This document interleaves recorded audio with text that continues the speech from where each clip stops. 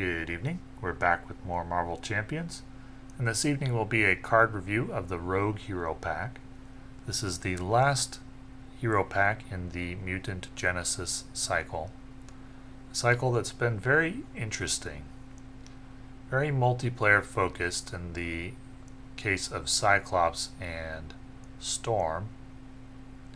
We got one hero that's pretty good in solo, Wolverine, and another hero that's a very strong aggression hero, Gambit. Though not necessarily. So Gambit has his niche, and he's a lot of fun to play. But definitely has his limitations in solo due to his reliance on flipping to alter ego in order to thwart. Let's take a look at Rogue and see what she brings to the table. She's got her alter ego, Anna Marie, has 3 recovery. Setup, set your touched upgrade aside. Forced response, after you change to this form, set touched aside. Well, we don't know what that does yet. Hand size 6, hit points 11. Rogue has 2/2/2 stats, that's good. Attached touch to another character. You gain each of the attached character's traits until the end of the round. Forced response, after the player phase begins, find touched and set it aside. Okay, well, we don't know what touch does yet. Hand size 5, hit points 11, that's standard. Touched, if touched is attached to a minion, Rogue's attacks gain overkill. A villain, Rogue gains retaliate 1. An ally, Rogue gains the aerial trait. Hero, Rogue gains stalwart. Hero? She cannot attach this upgrade to herself, right? No, it says to another character. Wait, so if you're in solo, you just can't use that? Yikes. So you can get overkill, retaliate, or aerial. And you're going to have far fewer options for gaining aerial in a solo game than a multiplayer game. This does not look like a hero where they paid attention to the solo game, unless there's a way for her to get this buff in a solo game somehow. Let's look at the rest of her cards. Gambit, 3 cost ally, 2 thwart, 2 attack, 3 health. Gambit enters play with 3 charge counters on him. When he attacks, remove 1 charge counter from him. Deal 1 damage to an enemy. So I guess you can do that multiple times per attack, right? So you could just do 1 attack for 5. 2, 4. You get good value for him. He's not exceptional, but he's above average for a hero-specific ally. He's quite good. Rogue in the Gambit hero pack was phenomenal. Gambit's not quite good as her, but he is very good. Very strong. He's almost never going to get thrown away as a resource, I think.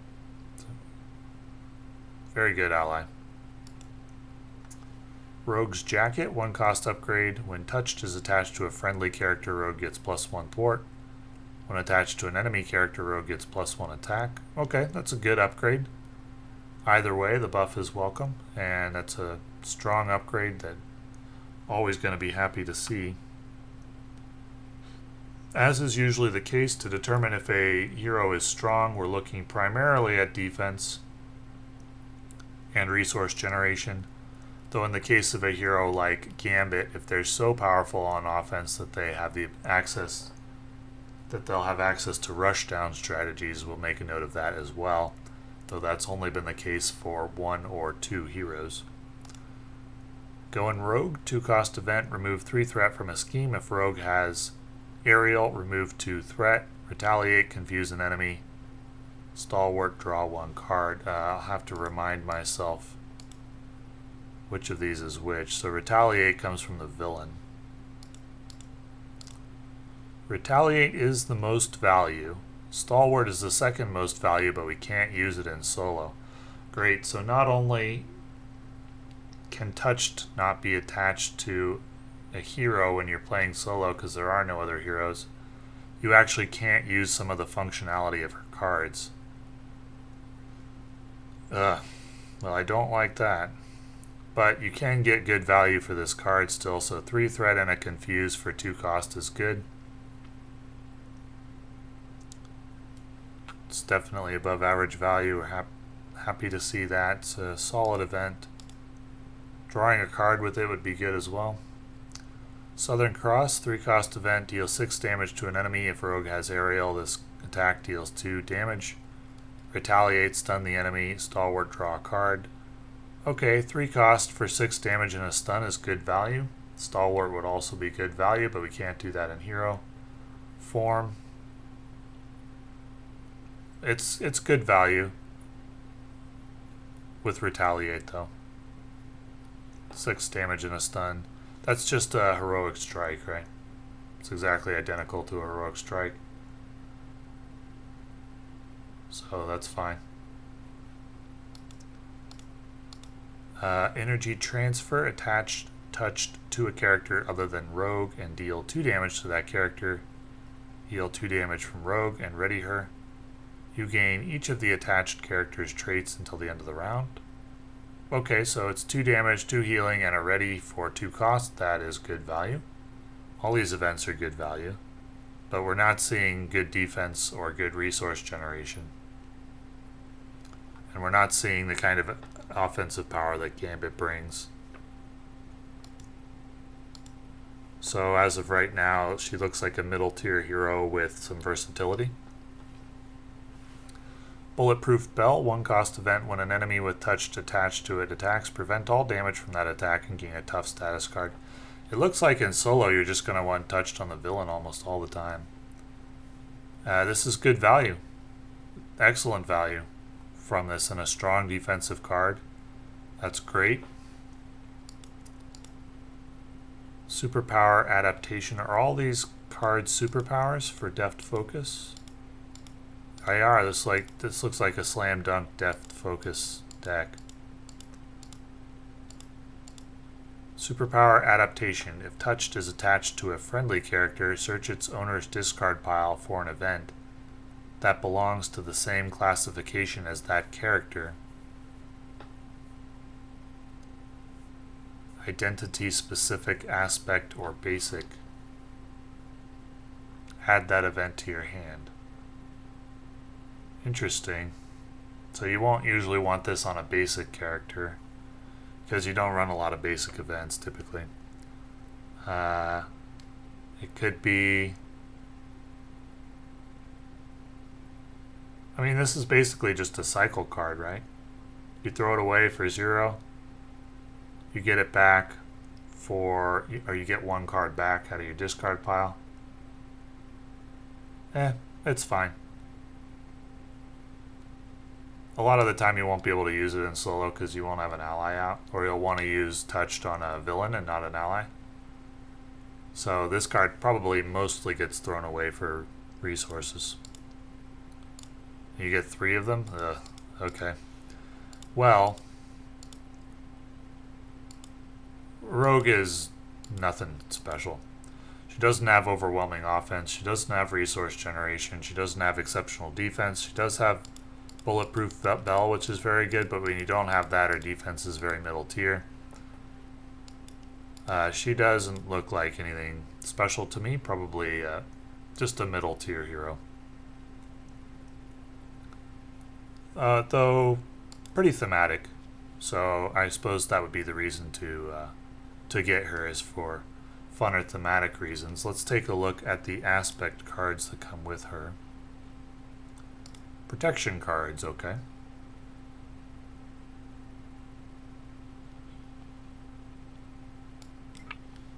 First up is Iceman, 3-cost ally, 1 thwart, 2 attack, 3 health. Does that mean we're not getting an Iceman hero?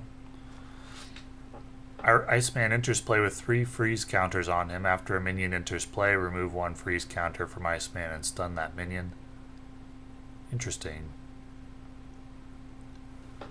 The value that you get from Iceman without that ability is meh.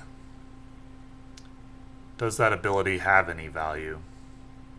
If you're planning on eliminating minions the same turn they come in, then no, because a minion typically enters play as a result of an encounter card. It getting stunned doesn't matter if it's just going to die right away.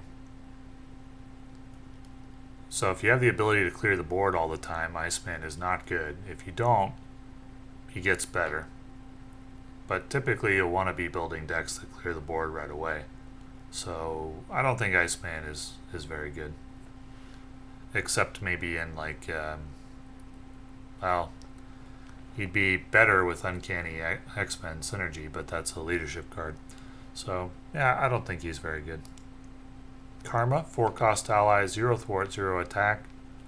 After you play Karma from your hand, choose a non-elite minion. While Karma is in play, take control of that minion and treat it as a controlled ally with a blank text box.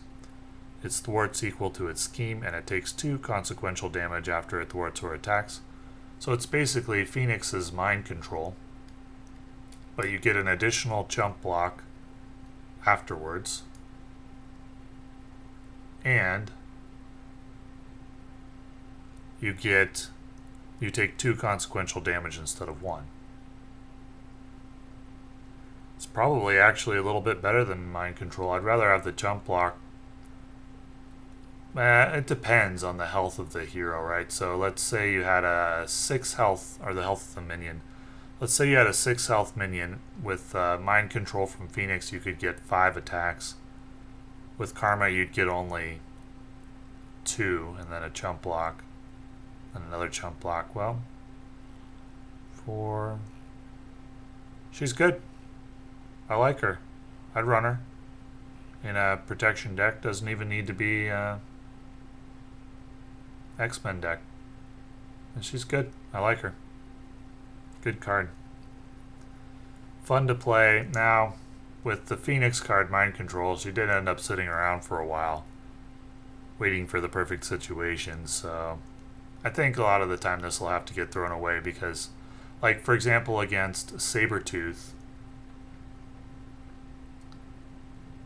you don't have any non-elite minions. So against Sabretooth, she wouldn't actually do anything. So hit or miss, I would say. Not always good in every scenario. Not good in every scenario. She'll excel the most against really difficult minions like those in Ronin or things like that. And she wouldn't really do that well against something like Rhino's minions, for example, if you were playing against Heroic 2 Rhino or something like that. But against certain scenarios, she'll be quite good. Armor, 2 cost, 1 thwart, 1 attack, 2 health. Play only if your identity has the X-Men trait, and she has toughness. That's exceptional value if you use her toughness to tank a boss attack. So this would be an auto-include ally for me in a protection deck if I had the X-Men trait, like Shadowcat. Yeah, auto-include in Shadowcat. Maybe even Wolverine if you're playing protection Wolverine. I think leadership is Wolverine's best aspect, but Shadowcat definitely runs protection, and this ally does make Shadowcat better. Though Shadowcat typically likes to tank the attacks herself and doesn't need the ally. Anyway, in any X-Men deck that's running protection, I would include armor. She's good. Unflappable we've seen before. Judoka skill. 2 cost upgrade. Uses 3 judo counters. When you defend against an enemy attack, remove 1 judo counter from here. That enemy gets -2 attack for that attack. That's good. Provides good value. Equivalent roughly to like energy barrier in the value that it provides. I like it. And it's a good addition to the protection aspect.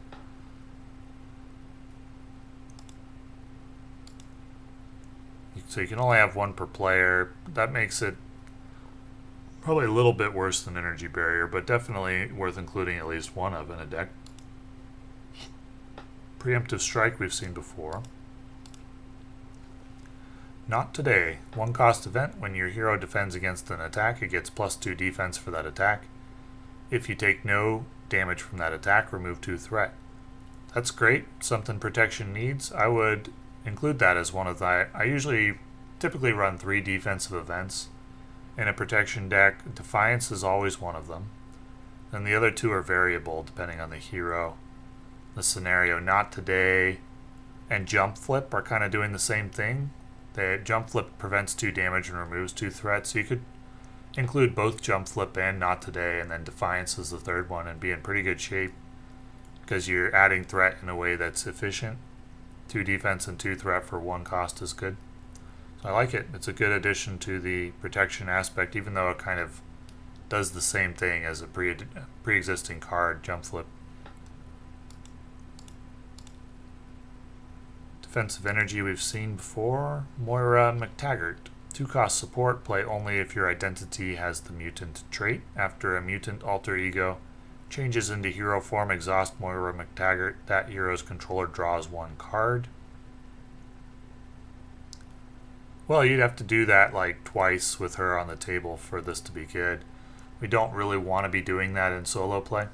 I think this gets a lot better in multiplayer though, because it just says after a mutant alter ego changes into hero form. So that can be any player. In a 4-player game, this gets really, really strong. This is an auto include in a multiplayer game where you're playing X-Men, where you're both playing X-Men. In solo, probably not, because I don't think we want to be I know we don't want to be flipping into alter ego very much in solo, but in multiplayer, this is an auto include in an X-Men team. X-Gene, 1 cost upgrade, play only if your identity has the mutant trait, max 1 per player. Exhaust X-Gene, generate a wild resource for an identity specific event. Well, that's a great card. I would include that in every X-Men deck. It's very good. It'll definitely go in the Gambit Aggression deck, probably in Wolverine as well. Those are the 2 heroes, and Shadowcat. Yeah, I like it. It's very strong. Now, the problem that I'm just seeing at this moment is that you can only play it if your identity has the mutant trait, which means you have to flip over to alter ego in order to play this. That's not good. That's not something you want to do. So, actually, I take this back for solo play, what I said. I don't know that I would run this. If you draw it in your opening hand, that's great, and if you can get it out right away. If you don't, you're going to be sad and it'll get thrown away a lot to pay for other things. So, pretty hit or miss in solo. In multiplayer, yeah, you can flip to alter ego to get this done and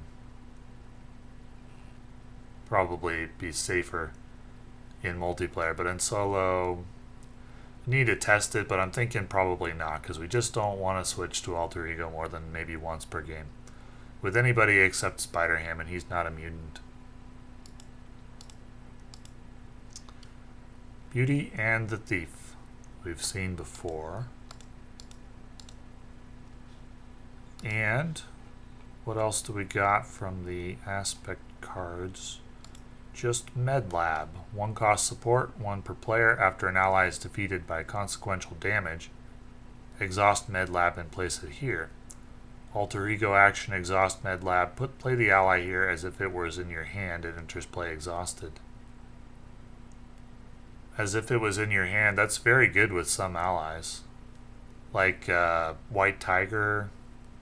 The problem being that it's an alter ego action. And they really want to encourage you to switch to alter ego often with this X-Men cycle. Practically all of the supports were alter ego actions. At least that's what it feels like. That just, this isn't a solo focused cycle at all. It's playable solo, but that wasn't their focus. And that kind of makes sense thematically, because X-Men are, by their nature, they team up together. And so they wanted to do that thematically. But it ends up becoming at the expense of solo players this cycle. And MedLab, it's similar to the other alter ego supports. I think it's very good if you can reliably flip to alter ego, but you just can't in solo. You just can't. But gets better in multiplayer. I've said that a lot in this cycle. So what's coming next? Well, we're going to test out Rogue, and then we're going to start a series of Hero Spotlight videos using all the available cards. I've got going to have a list of heroes I want to run through a gauntlet. We're going to have a villain tier list. And we'll run heroes through the gauntlet of villains, seeing how difficult a challenge they can take on, with the ultimate goal of making a definitive hero tier list. Definitive meaning according to their power levels. And then we want to make a buying guide as well after that. So that's what's coming next. Rogue, not much here to recommend really. Maybe X-Gene.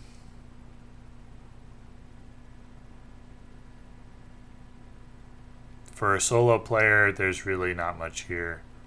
Not Today is a nice addition to protection. Judoka skill, nice addition. Armor, nice addition. If you're playing X-Men, but that's kind of a thin recommend for this one. I probably would skip it. Probably would recommend skipping it. I don't think for a solo player there's much here. So, thank you for watching, and special thanks to those of you who watched all of my card reviews. Really appreciate it. And lots more to come from Marvel Champions for the channel. And thank you for watching.